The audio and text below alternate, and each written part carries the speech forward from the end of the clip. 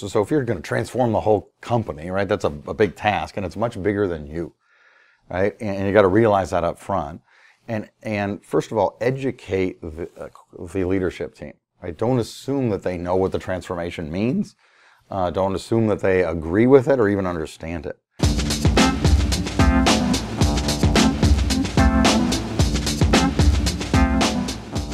This is Velocitize Talks, and I'm Eric Jones. I'm here with Darren Taylor, the CMO of Morsco. Good morning, Eric. Good morning. It's good to have you. Morsco, obviously one of the leading U.S. distributors of commercial and real estate plumbing, waterworks, heating and cooling equipment. It's great to have you here. Thanks very much. Good to be here. You know, you just are fresh off your keynote at B2B Online here in Chicago. I was wondering if you could talk a little bit about, something that's probably top of mind for many of our viewers, which is, how do you get to be the CMO, and what sorts of, skills and background do you think are going to be most conducive going forward to becoming a CMO in the future? Well, a lot of the business transformation that's going on now, if those are customer-centric ones, are led by the CMO or somebody that's in the front area of the business, right? Not IT or something like that. And so some of the skills that are really important are to understand the whole business. And so I was fortunate enough in my career to just to work in a bunch of areas of the business, in sales and branch operations and the supply chain, as well as a big e-commerce and technical background. Because all that needs to come together at the same time to drive a great customer experience and to drive profitability for the organization and to drive value for customers. How has that background that you have, in sales, supply chain, e-commerce, and various other areas, how has that influenced, some of your theories around B2B marketing? Well, really around a customer-centric view, right? So to understand that, in our business, you're dealing with contractors, as an example, is, they don't like to be marketed to, and a lot of them aren't that technologically savvy. And so you got to be really thoughtful about what you're doing, and don't even almost think of it as marketing. Think of it as, how do I provide value to them? What information do they need when? Not, it's Light Bulb Tuesday, right? Nobody cares. You know what I mean? Yeah. And so how do you provide value to them with information or tools? One of the ways that all companies are increasingly doing that is really ramping up their content and their content marketing. Sort of that old idea of every company is a media company today. How do you think about, leveraging content, both with that, maybe homeowner in your case, as well as, influencing the ultimate decision maker, the contractor, or whoever that might be farther down in the process? That's a good question. I think one simple way to think about content is content that's designed for educating people, right? Whether it's about products or what's possible or inspiring them, if it's they're building a house or something like that. But the other one, especially in B2B, that's important is how they're managing their spend, right? So it's content that's really about their account. And a lot of the businesses or our customers, contractors or other businesses too, don't have that good of systems and reporting themselves. So if they buy stuff from you, then they can actually get that information at their fingertips, whereas they don't have that at the in their own systems. And a great example of that would be, a long time ago, would be Staples, right? So most companies have no idea what they're spending on office supplies, 10, 20 years ago. But if you bought in B2B in Staples Online, they would provide you reporting and tools and stuff of who's buying what, right? What department, what person, and put controls in place. Whereas you wouldn't have that in your own systems. Mm-hmm. And so I guess what I'm saying is to think about content in different buckets, right? And there's kind of the fancy and inspirational content, and then there's the raw. What about my account and my spend and my opportunities that are very specific to me, which is in the form of raw data, and of course product content, right? And that's obviously important too. One of the things that's obviously sweeping across most companies, it's digital transformation, right? It's an enormous task. It happens to be a task that increasingly is falling to CMOs to lead internally. What advice or what recommendations would you have for CMOs as they begin to think about, tackling these things? How should they start? How should they approach, these projects? What should they be doing? I think you've maybe heard me say, so think big but start small, right? And I think that's really true. So if you're going to transform the whole company, right, that's a big task, and it's much bigger than you, right? And you got to realize that up front. And first of all, educate the leadership team, right? Don't assume that they know what the transformation means.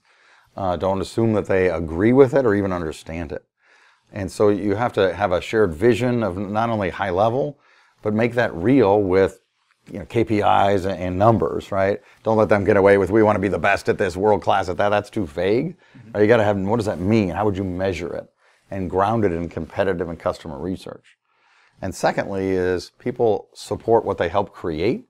So don't give all the executives, here's the answer, right, necessarily. You got to guide them through a process of education and discovery and then aligning on things. And you can ground some of that in what a lot of CMOs are good at without overdoing it, which is what customer segments are you going after, right? Either basic ones like size is a big difference from what they might use or the experience, but also different types of businesses. Right, and ground it in reality, right? Make it real to them, right? Design a customer experience and translate that not only to functionality, which a lot of teams do on a routine basis, but what are all the changes in the organization? Could be pricing, it could be how they do quotes, it could be the delivery promises, all kinds of things, and then start to play out some scenarios. If customers do this or customers do that, how does that change how we provide value and what our experience is? And lastly is they need to be the executive process, the whole leadership team needs to be accountable for different things, right? Not just the CMO. You're just leading it and helping them because you're literally transforming the organization over time. Right. You you serve at Morsco a whole range of different buyers. You have showrooms, you have branches. How do you think about those physical in-store experiences for those buyers? And then how do you think about, seamlessly integrating that within an online experience for those buyers as well? You have to, right? So it has to be seamless.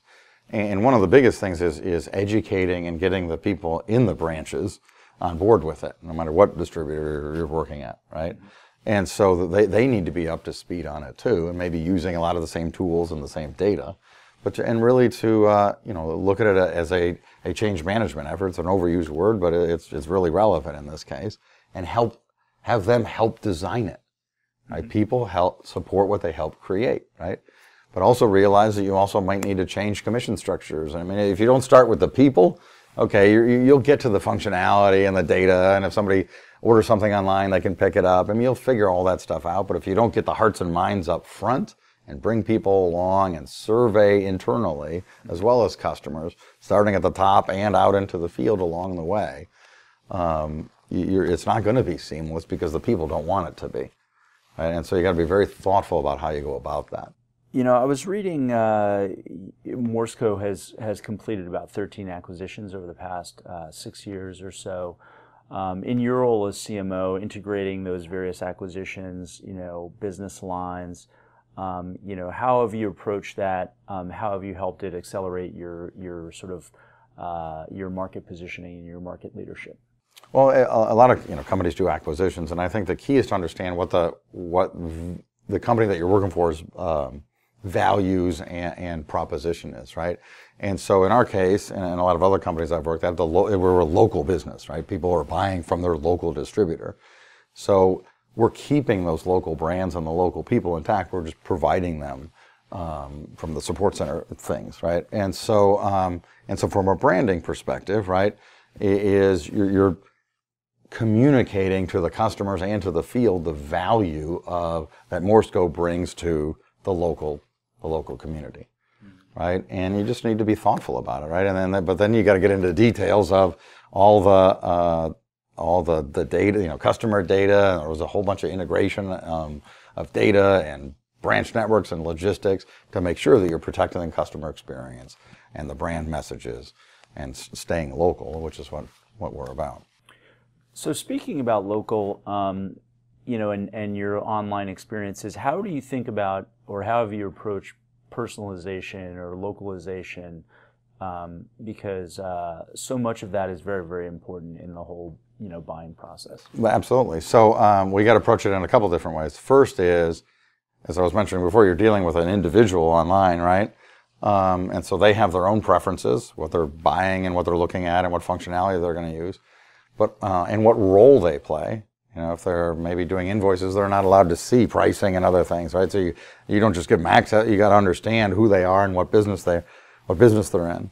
But secondly, is they need to play by the rules of their account, right? So their boss's boss might, have some rules about how they budget or how they spend their money that you have to make sure happen, right? Well, you need a simple example would be how they handle purchase orders, right? And so you're applying the business account rules to the individual. Some of the individuals may or may not even know that they exist, but you have to do both, which what I think makes B2B more interesting than B2C. Awesome. Darren, thanks very much. Thanks very much for your time. Take care. That was Darren Taylor, the CMO of Morsco.